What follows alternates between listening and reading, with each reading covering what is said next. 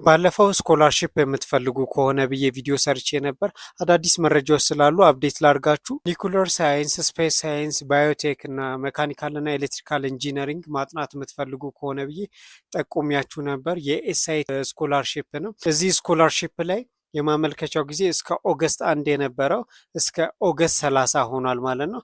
ስለዚህ በመጀመሪያ ዲግሪ እነዚህ አሁን የጠቀስኳቸውን ዘርፎች ላይ መማር የምትፈልጉ ከሆነ እና ስኮላርሺፕ የምትፈልጉ ከሆነ ሲቀጥል ደግሞ የሚሰጣቸው ካሊኩለም ባለፈው እንደነገርኳችሁ በኢንተርናሽናል ደረጃ ስለሆነ ከውጭ የመጡ መምህራንና ፕሮፌሰሮች ሲቀጥል ደግሞ ከሀገር ውስጥም ጨምሮ ነው የሚያስተምረው። ስለዚህ እነዚህ የምትፈልጉ ከሆነ አፕላይ አድርጉ።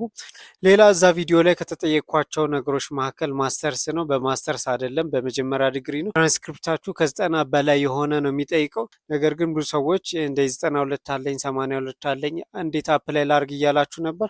ዋናው እናንተ አፕላይ አድርጉ። እነሱ ቢጥሏችሁም እነሱ ይጧላችሁ እንጂ እናንተ አፕላይ ከማድረጋችሁ በፊት ተስፋ አትቁረጡ። ሊንኩን ከታች አስቀምጥላችኋል። የበለጠ ደግሞ ጥያቄ ካላችሁ እነሱን ኮንታክት ማድረግ ትችላላችሁ።